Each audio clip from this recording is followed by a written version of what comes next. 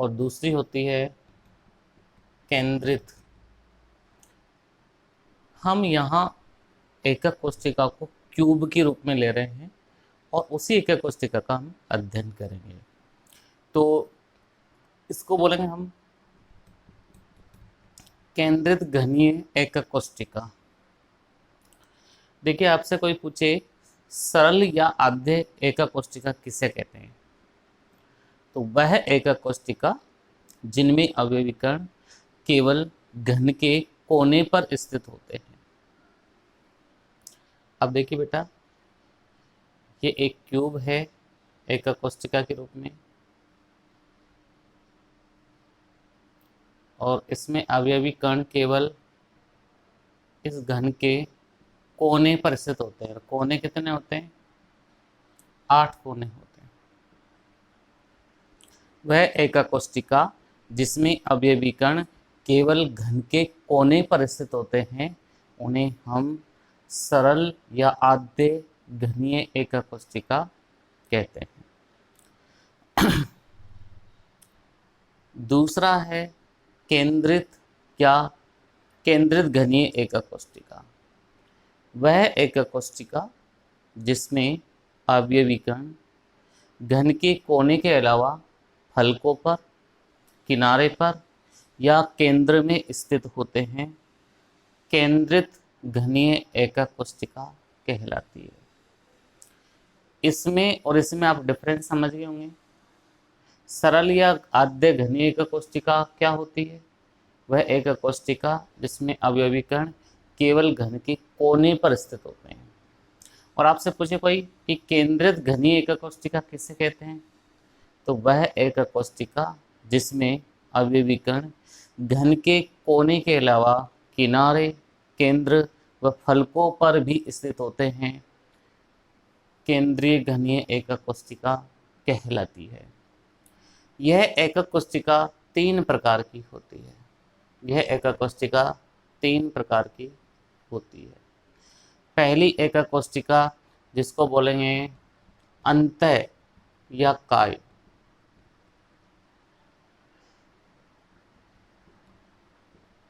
केंद्रित घनीय एकक कोशिका, एकक कोशिका। देखिए, थोड़ा इंग्लिश में भी आपको बता देता हूँ। इनको शॉर्ट में भी, इनको संक्षिप्त में भी नाम लिखा जाता है, और वो नाम बड़े फेमस होते हैं। फॉर फ्यूचर में उन नामों को आपको याद करना है। इसको बोलते हैं simple cubic unit cell, SCC के नाम से जानेंगे इसको। अंतः या काय को बॉडी बोलते हैं, तो इसको शॉर्ट में BCC के नाम से जाना जाएगा, body centred cubic unit cell. इसमें क्या होता है बेटा, अवयवी कण कोने के अलावा घन के केंद्र में स्थित होता है। अवयवी कण इन कोनों के अलावा इन घन के केंद्र में स्थित होते हैं, तो ये कहलाती है BCC, जिसको अंतः या काय केंद्रित घनीय एकक कोशिका का नाम देते हैं। दूसरी होती है फलक केंद्रित घनीय एकक कोशिका।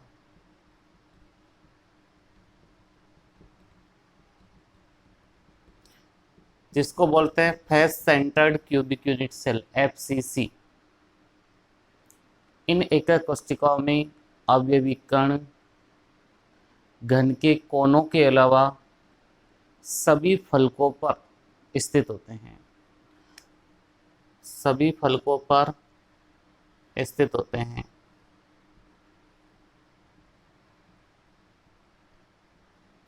देखिए कोने, इन कोनों के अलावा घन के सभी फलक, फलक देखिए ऊपर और नीचे वाला, दायां और बायां, अब ये आगे का और ये पीछे का, तो आप इसको क्या बोलेंगे शॉर्ट में, FCC। एक एकक कोशिका और होती है अंतः,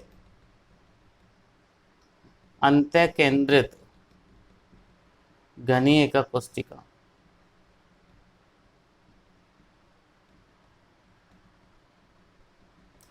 ECC एंड सेंटर्ड, अंत्य मीन्स होता है end centred cubic unit cell, वह एकक कोशिका जिसमें अवयवीकरण घन के कोनों के अलावा किसी एक विपरीत फलक पर, जैसे ऊपर और नीचे वाला, कोनों कोनों पर तो होगा इसे अवयवीकरण, कोनों के अलावा एक विपरीत फलक पर स्थित होते हैं, अंतः केंद्रित घनीय एकक कोशिका कहलाती है। तो बच्चों ये 4 तरह की एकक कोशिका हमने बना दी। शॉर्ट में हम इनको SCC, BCC, FCC, ECC का नाम देंगे। आराम से ये समझने वाली चीज़ें हैं, इसमें किसी को कोई तकलीफ नहीं होनी चाहिए। ओके बच्चों, चलिए अब हम इन चारों एकक कोशिकाओं में परमाणु की संख्या की गणना कर लेते हैं कि इनमें कितने परमाणु उपस्थित होते हैं।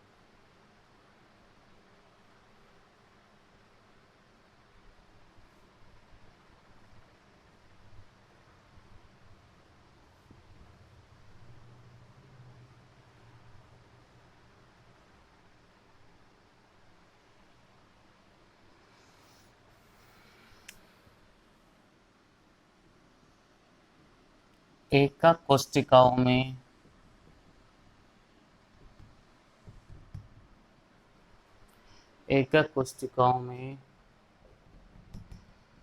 परमाणुओं की संख्या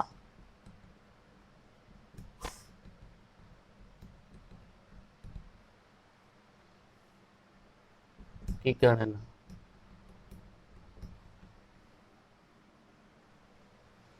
देखिए बच्चों, हम ये कैलकुलेशन करेंगे एकक कोशिका में परमाणुओं की संख्या की गणना। तो देखिए हमारे पास अलग अलग एकक कोशिका है। फर्स्ट है SCC के लिए।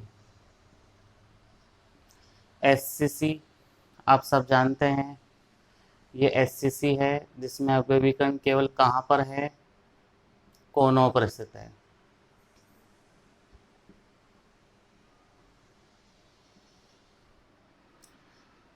अब सुनिए, अगर कोनों पर अवयवीकरण स्थित है तो एक कोने के अवयवीकरण को ढकने के लिए कितनी और अन्य एकक कोशिकाओं की आवश्यकता होगी। सपोज करिए ये बुक है, ठीक है।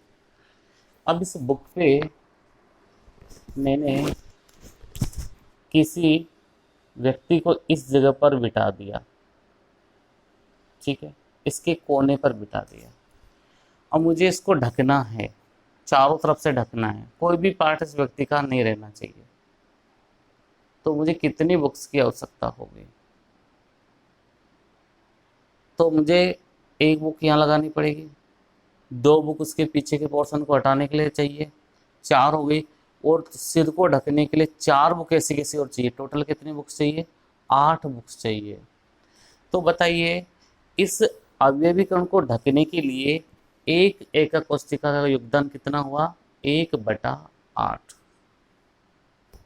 तो देखिए SCC के लिए परमाणुओं की संख्या ज्ञात करने का क्या सूत्र होगा? परमाणु की संख्या, जिसको आप Z से बताएंगे। ये कणों की संख्या भी हो सकती है, क्योंकि परमाणु, अणु, आयन ये सब क्या होते हैं? कण होते हैं। तो परमाणु की संख्या Z बराबर कुल कोनों की संख्या, क्योंकि जहां अवयवीकरण स्थित है उसी के बारे में हम देखेंगे। कुल कोनों की संख्या इनटू अवयवीकरण को ढकने में, अवयवीकरण को ढकने में एकक कोशिका का योगदान, एकक कोशिका का योगदान। इस फॉर्मूले का उपयोग करते हुए हम परमाणु की संख्या की गणना करेंगे तो देखिए इसका जेड कितना हो जाएगा, कुल कोणों की संख्या 8 है। अवयवीकरण को ढकने के लिए मैंने आपको योगदान बताया 1/8, तो रिजल्ट कितना आ गया 1।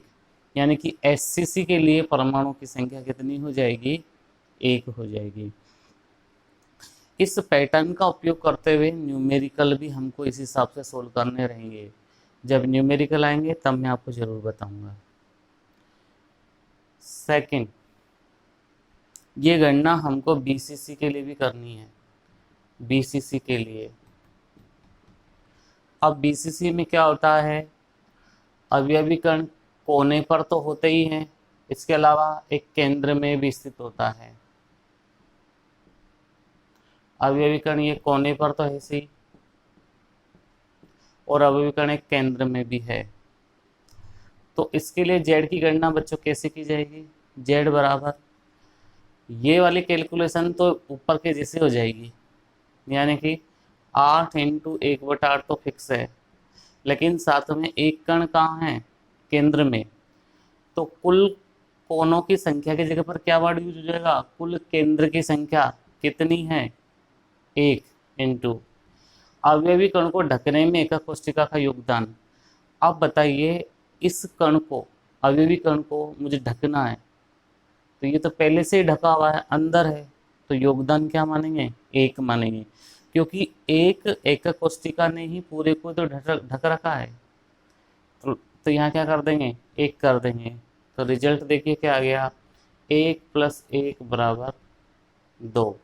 तो बीसीसी के लिए परमाणु की संख्या कितनी आ जाएगी बच्चों, 2 आ जाएगी। ये याद रखना आपको, बहुत इंपॉर्टेंट है। न्यूमेरिकल में ये जेड की वैल्यू आगे जाके काम आएगी। थर्ड है बच्चों एफसीसी के लिए।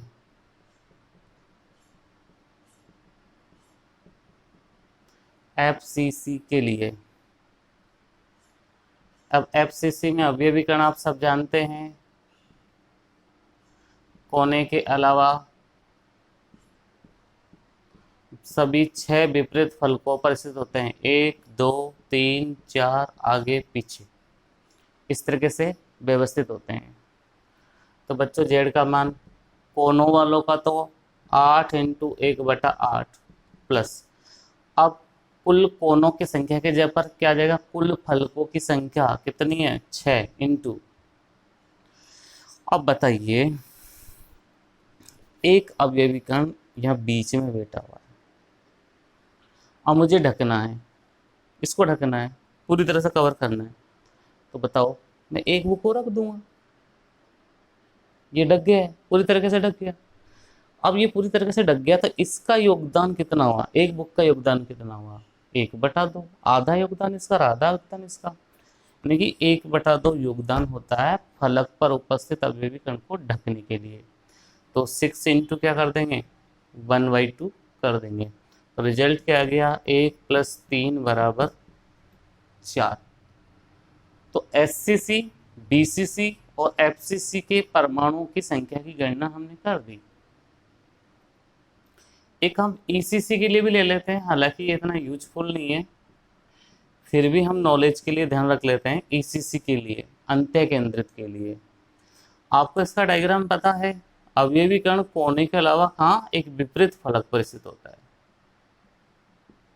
एक विपरीत फलक पर स्थित होता है। जैसे ये विपरीत फलक आप ले लीजिए, ऊपर और नीचे वाला, मेरी मर्जी से नहीं लेना है आपको, अपनी मर्जी से कोई सा भी एक विपरीत फलक ले लेना है।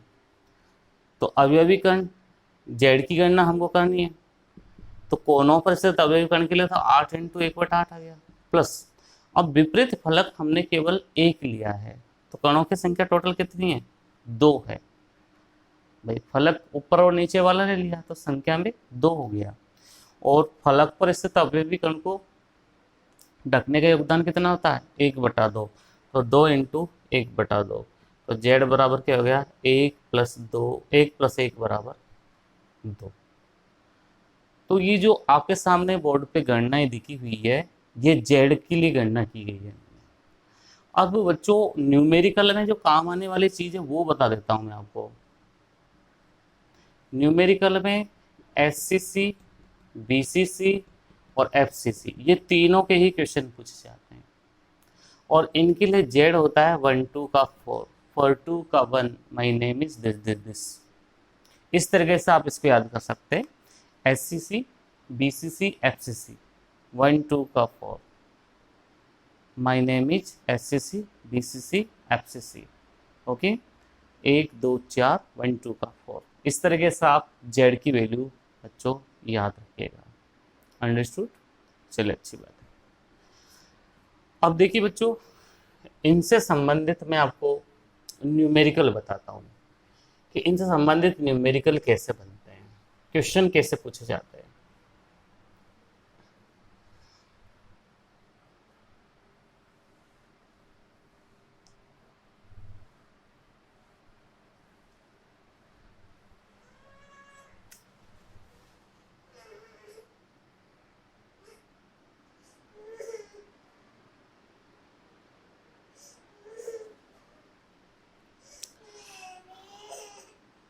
देखिए बच्चों, अब मैं आपको न्यूमेरिकल बता रहा हूँ।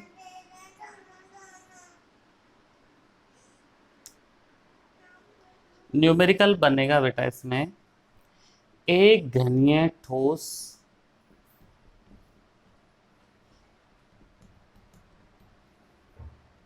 P तथा Q तत्वों से मिलकर बना हुआ है।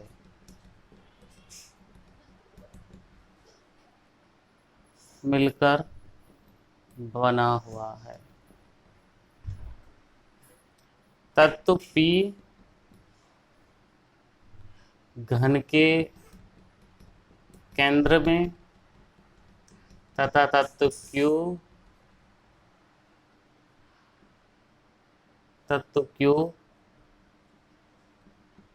घन के कोनों पर स्थित है। तो यौगिक, तो घनीय ठोस यौगिक का अणु सूत्र बताइए।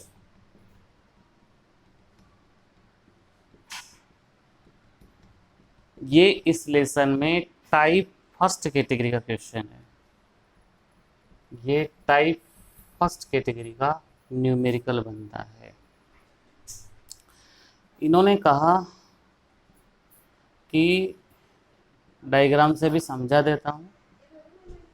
तत्व P तो घन के केंद्र में है और बाकी Q घन के कोनों पर स्थित है। एक तरीके से BCC संरचना की ये चर्चा कर रहा है।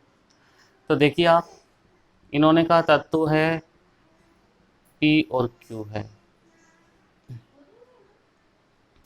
P और Q है, और P कहाँ पर है? घन के केंद्र में। अब जब कोई घन के केंद्र में होता है तो उनके लिए परमाणु की संख्या निकालने का क्या सूत्र होता है? 1 × 1। ये फॉर्मूला होता है परमाणु की संख्या ज्ञात करने का। और Q कहाँ पर है? घन के कोनों पर, और कोने होते हैं 8, और उनको ढकने का योगदान होता है 1/8। यानी कि 1 × 1 करोगे तो 1 आएगा, 8 × 1/8 करोगे तब भी 1 आएगा। यानी कि यहाँ तत्व P और Q जो परमाणु है वो 1:1 में है। तो यौगिक का अणु सूत्र क्या हो जाएगा? यौगिक का अणु सूत्र हो जाएगा बराबर P1Q1, मतलब PQ। क्या हो जाएगा बच्चों? PQ हो जाएगा। इस तरीके से यहाँ पर न्यूमेरिकल बनते हैं। आगे आपको बात समझ में? यही न्यूमेरिकल होता, थोड़ा मैं इसको और बढ़ाता, थोड़ा और समझाने का मैं प्रयास करता। देखिए, न्यूमेरिकल में हम कर दूसरा न्यूमेरिकल लेते हैं टाइप फर्स्ट का ही। एक घनीय ठोस P तथा Q की जगह पर आपने लिख दिया A तथा B तत्वों से मिलकर बना हुआ है।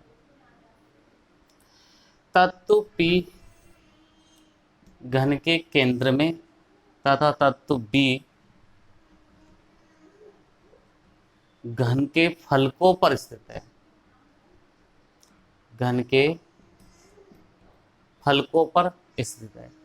ये घन के केंद्र की जगह पर घन के कोनों में करेंगे।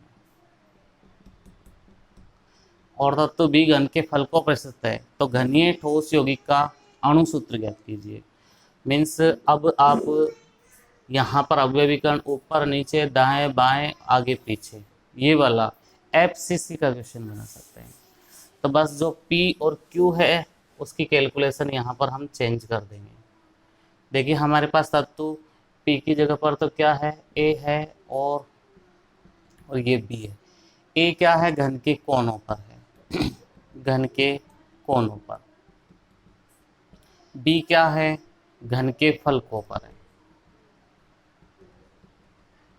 अब कोनों की संख्या 8 और उनका योगदान 1/8 यानी कि 1, और घन के फलक 6 होते हैं, योगदान 1/2 होता है, रिजल्ट आ गया 3। यानी कि ए और बी 1:3 में है, तो यौगिक का अणुसूत्र क्या आ जाएगा, A1B3 यानी कि AB3। तो बच्चों इस तरह के न्यूमेरिकल्स यहाँ पर पूछे जा सकते हैं। आगे बस समझ में।